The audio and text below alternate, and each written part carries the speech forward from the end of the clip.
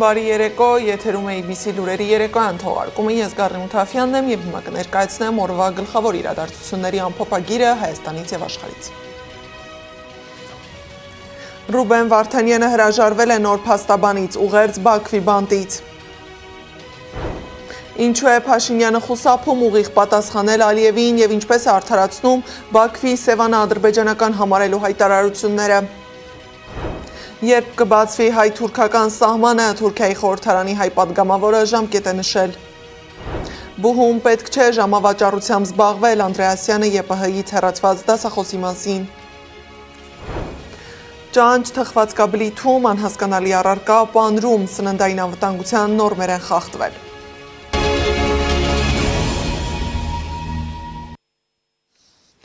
2026-ի հունվարին կամ փետրվարին հայ-թուրքական սահմանը բաց կլինի քաղաքացիների համար։ Երևանում մեկնարկած Օրբելի ֆորում կառուցելով խաղաղություն և բազմակողմանի գործակցություն համաժողովի ժամանակ ասել է Թուրքիայի ազգային մեծժողովի պատգամավոր Կարո Փայլյանը։ Նրա խոսքով Հայաստանը պատրաստ է խաղաղության, Թուրքիան նույնպես։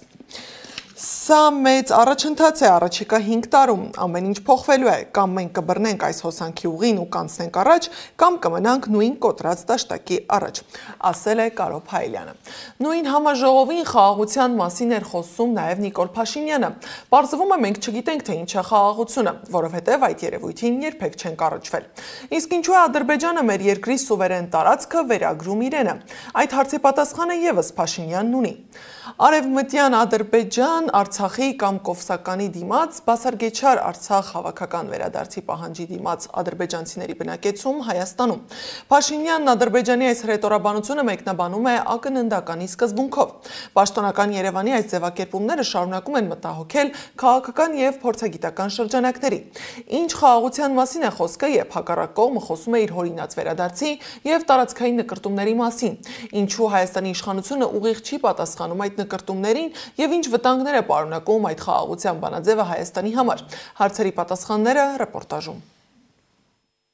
Այսպես կոչված խաղաղության խաչմերուկով կամ Վաշինգտոնյան հռչակագրով հպարտանում է Նիկոլ Փաշինյանը ճիշտ այն ժամանակ, երբ իրականությունում Ադրբեջանը շարունակում է պատմական ագրեսիվ հայտարարություններ անել։ Օրինակ, Ադրբեջանի նախագահ Սևանը անվանել է Գյոյչա, որպես ապացույց հորդորելով հայերին նայել ցարական Ռուսաստանի քարտեզները։ Նա չվախենալ է հորդորում հայերին, ասում է, իրենք վերադառնալու են ոչ թե տանկերով, այլ մեքենաներով։ Իլհամ Ալիևի հետ համակարծիք է նաև Ալեն Սիմոնյանը։ Ես այնտեղ տեսնում եմ, որ ասում եմ մենք պատերազմով չի այդ հարցը լուծվելու մեքենաներով, ոչ թե տանկերով։ Այդ նախադասությունը հո ես հիմա այստեղ չհնարեցի։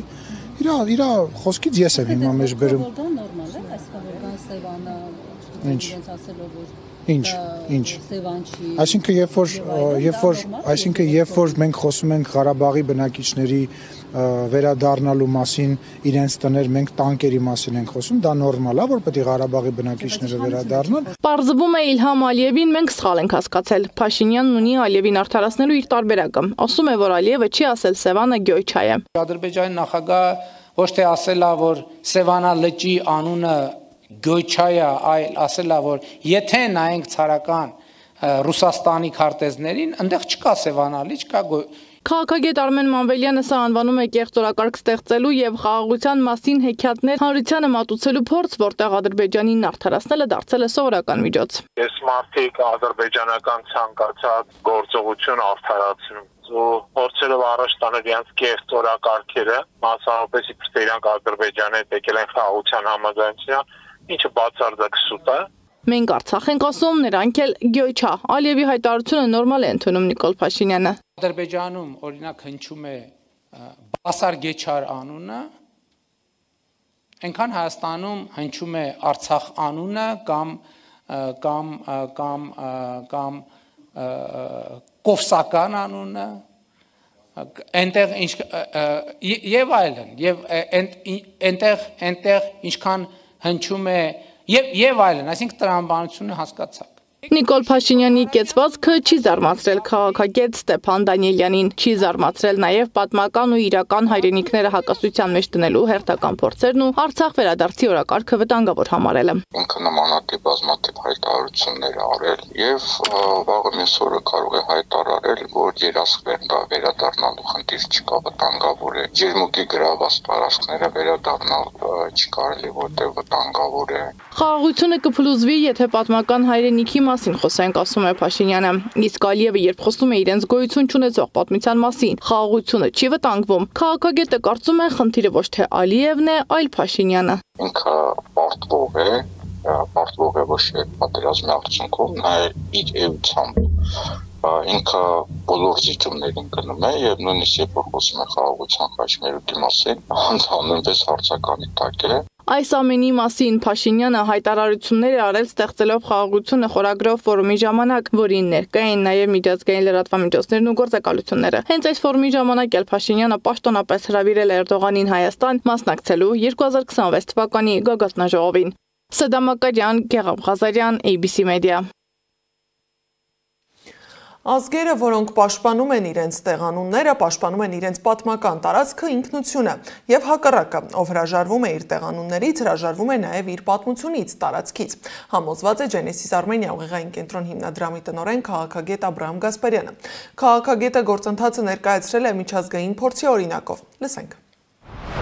ՅՈՒՆԵՍԿՕ-ն եւ ICG-ն բազմիցս ընդգծել են, մշակութային ժառանգության աղավաղումը համարվում է մշակութային ցեղասպանության ձև։ Միջազգային փորձից ընդամենը 2 օրինակ՝ Կիպրոս 1974-ի թուրքական ներխուժումից հետո հյուսիսային Կիպրոսում թուրքական իշխանությունները փոխեցին ավելի քան 3000 հունական տեղանուն, սակայն միջազգային հանրությունը երբեք չի ճանաչել այդ նոր անվանումները։ ՄԱԿ-ի եւ ԵՄ-ի բոլոր փաստաթղթերում շարունակում են օգտագործվել հին հունական անվանումները իրավական եւ պատմական հիմքով։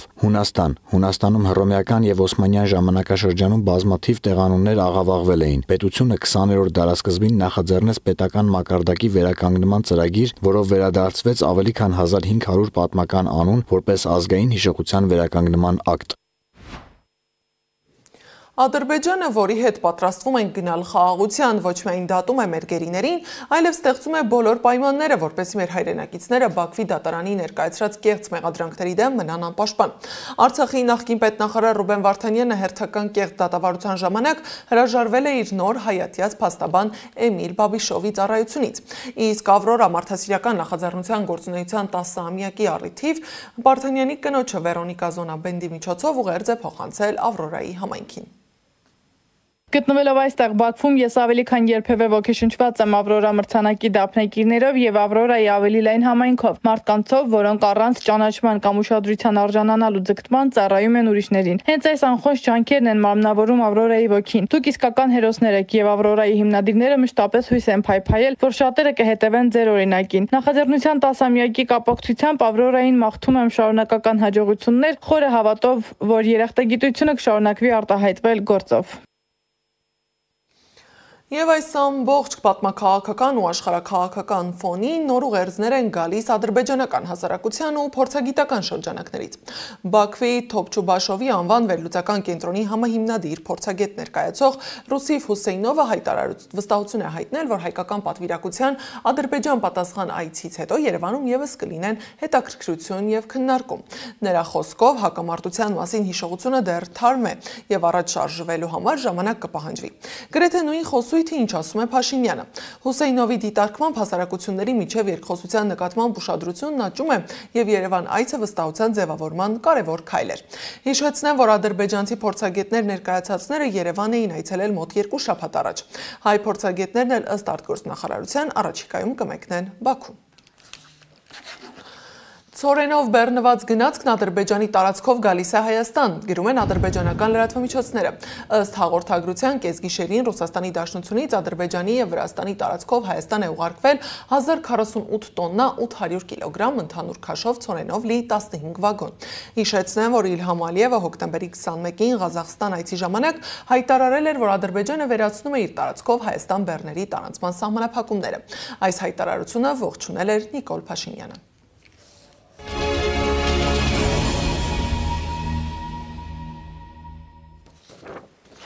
Մայրաթոր Սուրբ Էջմիածնում ամենայն հայոց կաթողիկոսի նախագահությամբ անցկացվել է Գերագույն հոգևոր խորհրդի հերթական ժողովը։ Ժողովի օրակարգում ընդգրկված են հայրենական կյանքի մարտահրավերներին, հակաեկեղեցական արշավին, ապօրինաբար ազատազրկված եկեղեցականների եւ հայորդիների նկատմամբ ընթացող իրավական գործընթացներին ու նրանց իրավունքների պաշտպանությանը, Ադրբեջանում ապօրինաբար պահվող գերիների, Արցախի հոգևոր մշակութային ժառանգության եւ ազգային ինքնության պահպանման, եկեղեցու վարչական կարգապահական խնդիրներին, նվիրապետական աթոռների ու թեմերի գործունեությանն առնչվող հարցեր, ասված է Մայրաթորի տարածած հաղորդագրության մեջ։ Այդ թեմաների մասին կրթության, գիտության, մշակույթի եւ սպորտի նախարարն անդրադարձել է վերջերս Մայրբուհից հեռացրած դասախոսի հարցին։ ԵՊՀ դասախոս Սահակ Մանուկյանի մասին նախարարությունը ստացել է բողոք եւ ուղարկել բուհին դիտարկման։ Գերատեսչության նախարարը Մանուկյանին մեղադրել է ժամավաճառությամբ զբաղվելու համար։ Իմ ունեցած տեղեկություններով խոսքը մեկ միջադեպի մասին չի, այլ խոսքը շարունակական վարքի մասին է, եւ ես կարծում եմ, որ ուսանողները բավարար հասուն մարդիկ են գնահատելու իրենց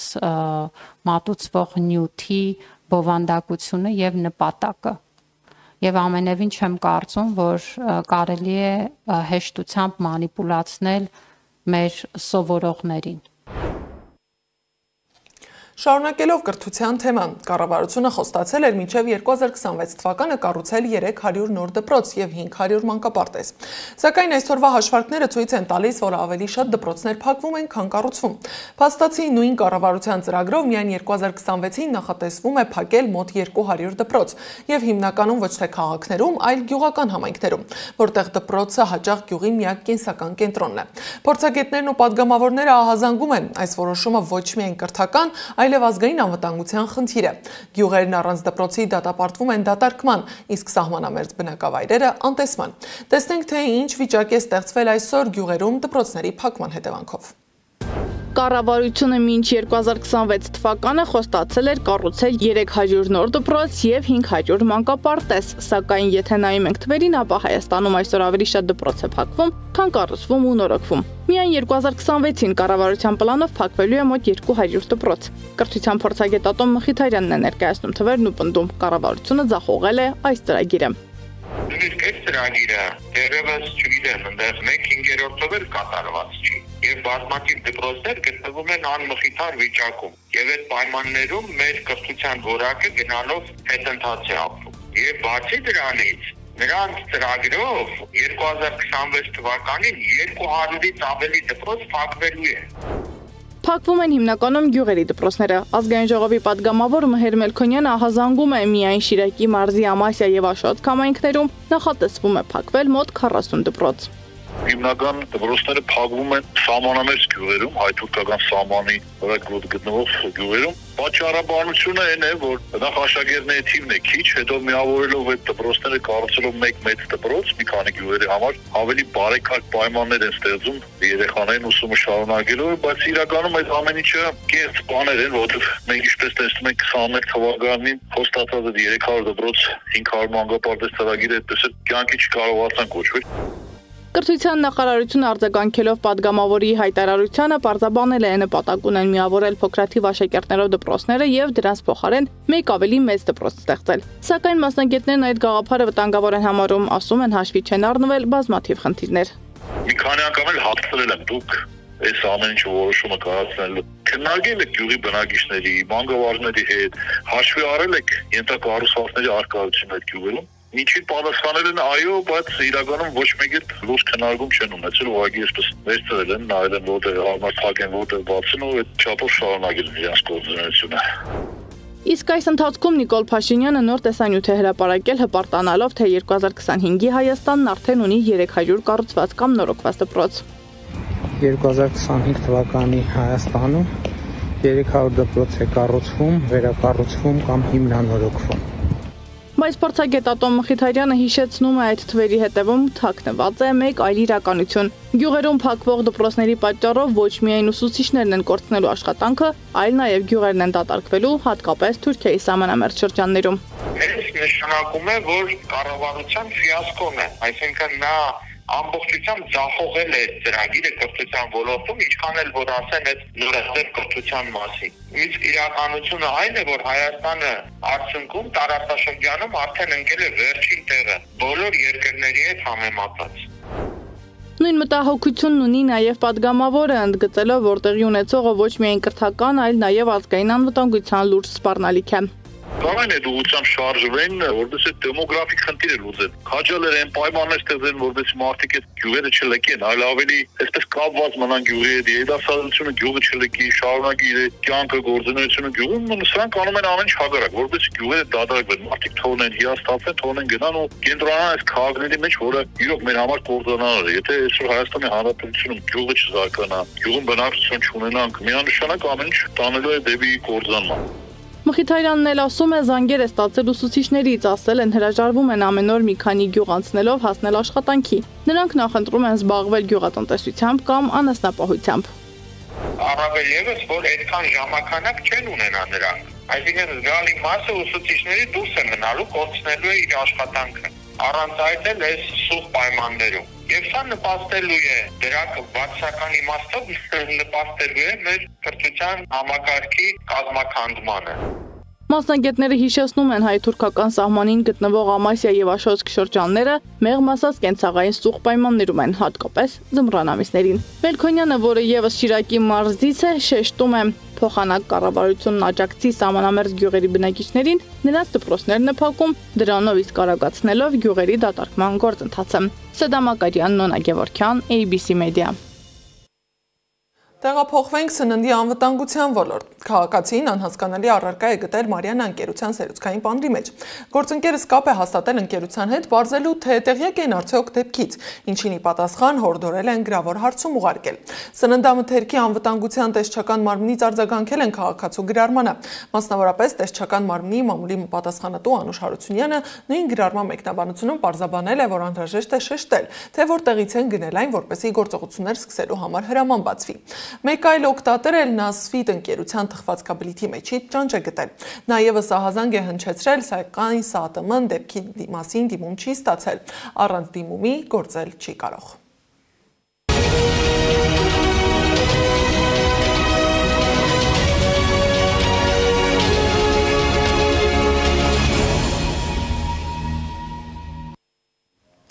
Մոսկվան Վաշինգտոնին չի ուղարկում Ուկրաինայի ներկայիս առաջին գծի քարտեզները, ասել է Ռուսաստանի նախագահի մամուլի քարտուղար Դմիտրի Պեսկովը։ Մենք դրանք հիմա չենք ուղարկում, երբ շփումներ կային, իհարկե քարտեզների վերաբերյալ պարզաբանումներ ենք տրամադրում, ասել է Կրեմլի խոսնակը։ Իտալիայի արտաքին գործերի նախարարություն են կանչել այդ երկրում Ռուսաստանի դեսպանին։ Պատճառը Ռուսաստանի արտաքին գործերի նախարարության պաշտոնական ներկայացուցիչ Մարիա Զախարովայի հայտարարությունն է, թե Իտալիան կփլուզվի, եթե շարունակի աջակցել Ուկրաինային։ Հռոմում Կոնտի աշտարակի փլուզումից հետո Զախարովան գրել էր, որ Իտալիան միլիարդավոր եվրոներ է ծախսում Ուկրաինային եւ ուկրաինացի փախստականներին աջակցելու համար։ Եվ քանի դեռ Իտալիայի կառավարությունն անիմաստ վատնում է իր հարկատուների փողերը, Իտալիան ամբողջությամբ կփլուզվի տնտեսությունից աշտարակներ։ Իտալիայի արտաքին գործերի նախարար Անտոնիո Տայանին Զախարովայի մեկնաբանությունները որակել է վուլգար եւ անընդունելի քաղաքակիրթ երկրում։ Եվ վերջում Դեվիդ Բեքհեմին շնորհել են ասպետի կոչում։ Մեծ Բրիտանիայի թագավոր Չարլզ III-ը նախկին ֆուտբոլիստին այդ կոչումը շնորհել է սպորտի եւ բարեգործության ոլորտներում ծառայությունների համար։ Այս ժամի թողարկման համար նախատեսել էինք այսքանը, շարունակեք հետևել ABC Media-ին սոցիալական բոլոր հարթակներում, YouTube-ում, Facebook-ում, Instagram-ում, Telegram-ում, TikTok-ում, WhatsApp-ում կամ այցելեք մեր պաշտոնական կայք www.abcmedia.am։ Ես Գառնի Մութաֆյանն եմ, շնորհակալություն ուշադրության համար, ABC լուրերը եթերում կլինի վաղը առավոտյան ժամը 9-ին, տաղավարում կաշխատի իմ գործընկեր Սվետլանա Պետրոսյանը, բարի գիշեր։